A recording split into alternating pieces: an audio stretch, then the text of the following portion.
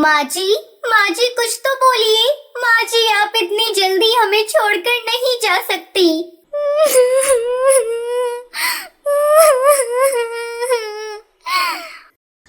बहुत समय पहले अफ्रीका के जंगल में टूनी चिड़िया अपनी दो बहुओं के साथ रहती थी। कुछ दिनों से उसकी तबीयत खराब चल रही थी। वो अपने दोनों बेटे और बहुओं को अपने पास बुलाती है। मेरे बच्चों, मुझे लगता है अब मैं ज्यादा दिनों तक जिंदा नहीं रह पाऊंगी। मैं चाहती हूँ अपने जीते जी सारी जमीन जायदाद तुम दोनों में बराबर बराबर बांट दूं।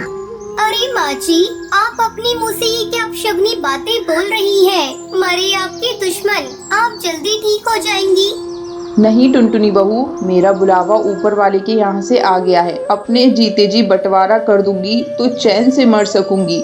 हाँ माँ जी, आप बिल्कुल सही कह रही हैं। वैसे भी आपको देखकर लगता है आप बस 1-2 दिनों की ही मेहमान हैं। आप ऐसा करिए, ये घर मेरे नाम कर दीजिए और जंगल के बाहर वाली जमीन टुनटुनी और कालू कौवे को दे दीजिए। लूसी बहू, ये तुम क्या कह रही हो? वो जमीन तो बंजर है। उस जमीन पर कई सालों से खेती नहीं हुई है। तो क्या हुआ, कालू हट्टा कट्टा है। मेहनत करेगा तो बंजर जमीन भी उपजाऊ हो जाएगी। माँ जी, लूसी भाभी को जो चाहिए वो दे दीजिए। हम लोगों को कुछ नहीं चाहिए। टुनटुनी बहू, तुम बहुत अच्छी हो। पिछले जन्म में मैंने जरूर कोई पुण्य किया होगा जो तुम्हारी जैसी बहू मुझे मिली। दोनों बेटे और बहुओं को उनका हिस्सा देकर टूनी चिड़िया राहत की सांस लेती है। टुनटुनी ऐसा करो, तुम माँ जी को अपने साथ लेती जाओ। मुझे कुछ दिनों अपने मायके जाना है। अगर मैं चली गई तो माँ जी की देखभाल कौन करेगा? ठीक है भाभी, आप बेफिक्र होकर अपने मायके जाइए। मैं माँ जी का ख्याल रख लूंगी। कालू कौवा अपनी माँ और पत्नी के साथ एक छोटा सा घोंसला बनाकर रहने लगता है। इस तरह कुछ दिन गुजर जाते हैं। एक दिन कालू कौवा टुनटुनी चिड़िया से कहता है, टुनटुनी, चलो खेत की सफाई करके सारे कंकड़ पत्थर हटा देते हैं। फिर माँ का आशीर्वाद लेकर बैगन की खेती करेंगे। ये तो आपने बहुत अच्छा सोचा है जी। देर करने से कोई फायदा नहीं। हम आज से ही खेत की सफाई शुरू कर देते हैं। दोनों पति पत्नी मिलकर खेत का सारा कंकड़ पत्थर हटाकर उसकी सफाई करते हैं। फिर उसमें मिट्टी और खाद डालते हैं।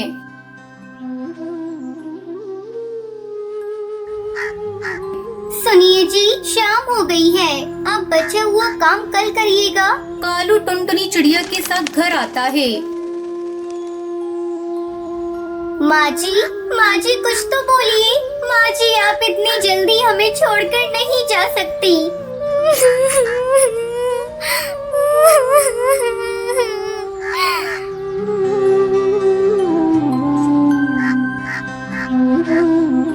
दुखी मन से कालू कौवा अपनी माँ को खेत में ही दफना देता है। माँ, अपना आशीर्वाद सदा हम पर बनाए रखना। अगले दिन कालू अपने खेत में बैंगन के छोटे छोटे पौधे लगा देता है और दिन रात उसकी अच्छी तरह से देखभाल करने लगता है। देखते ही देखते उसके खेत में सुंदर सुंदर बैंगन की फसल लहराने लगती है। देख रही हो जी, अपने खेत में बैंगन कितने सुंदर लग रहे हैं। फसल इतनी अच्छी आई है कि विश्वास ही नहीं हो रहा है कि ये खेत बंजर था। आपने बहुत मेहनत की है। आज माँ जी जिंदा होती तो इस फसल को देखकर बहुत खुश होती। कालू कौवा अपने खेत से बैंगन तोड़कर शहर की मंडी में बेच देता और पैसे लाकर टुनटुनी को दे देता है। टुनटुनी चिड़िया, इन पैसों को ले जाकर एक बक्से में रख दो। मैंने एक जमीन के बारे में बात की है। जल्द ही मैं उस जमीन को खरीद लूंगा। खुशी खुशी टुनटुनी चिड़िया उन पैसों को ले जाकर एक बक्से में रख देती है। टुनटुनी और उसका पति बैंगन की खेती करके खुशी खुशी अपनी जिंदगी बिताने लगते हैं।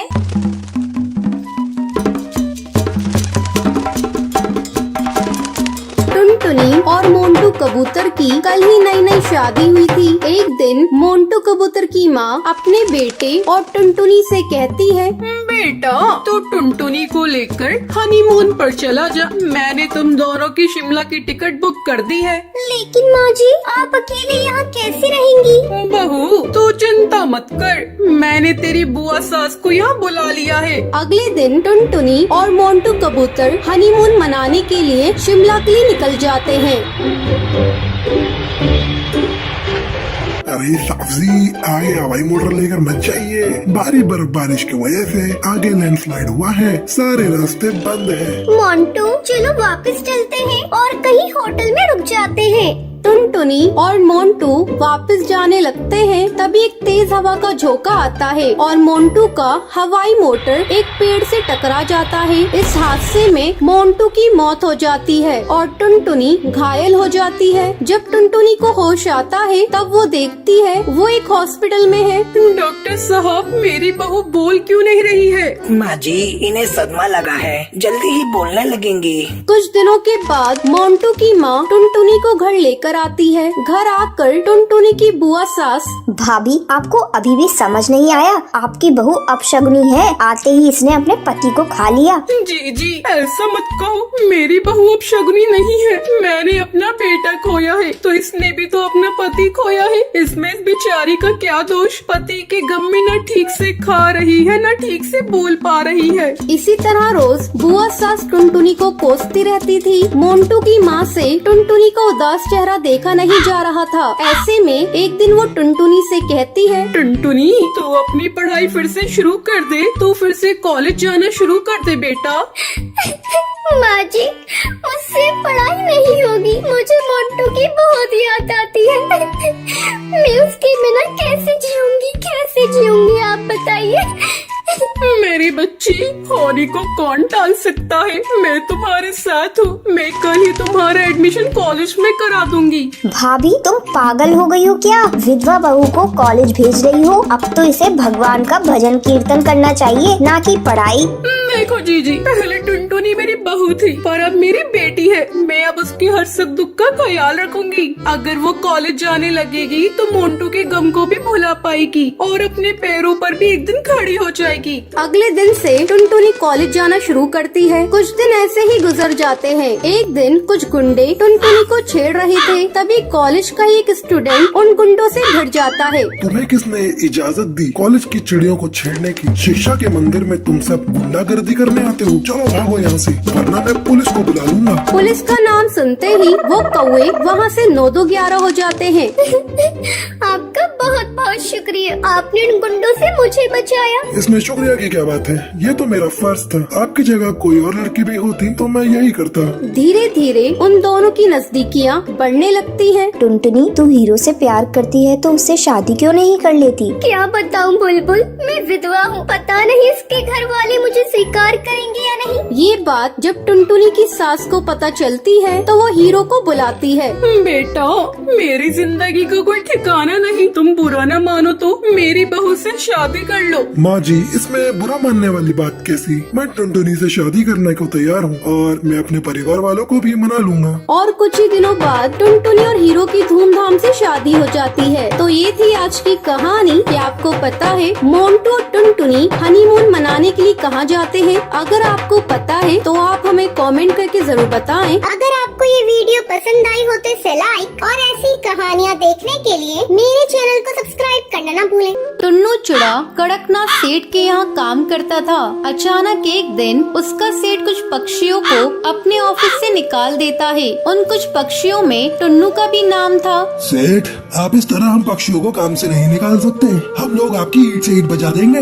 जाओ, तुम्हें जो करना है करके देख लो। ये कंपनी मेरी है, मैं किसको रखूंगा किसको निकालूंगा ये मेरी अपनी चॉइस है। और तुम्हें एक बात बता दूं, आजकल मेरी ऑफिस घाटे में चल रही है। मैं इतने सारे कर्मचारियों का खर्चा उठा नहीं सकता। अब आप लोग यहाँ से जा सकते हैं। टुन्नू वापस अपने घर आ जाता है। धीरे धीरे 6 महीने गुजर जाते हैं। अभी तक टुन्नू को कोई दूसरी नौकरी नहीं मिली थी। घर में पैसों की तंगी हो जाती है। इसी बीच टुनटुनी का स्कूल से नाम कट जाता है। 6 महीनों से उसकी स्कूल की फीस जमा नहीं हुई थी। एक दिन तो हद ही हो गई। अरे जल्दी जल्दी निकलो मेरे घर से, मुझे तुम लोगों को इस घर में नहीं रखना। 6 महीने से तुम लोगों ने इस घर का एक किराया नहीं दिया है। अब जल्दी से पैसे मेरे हाथ में रखो, नहीं तो मेरे घर से अभी निकल जाओ। अरे और रिक्की, जल्दी से इनका सामान निकाल के घर से बाहर फेंक दे।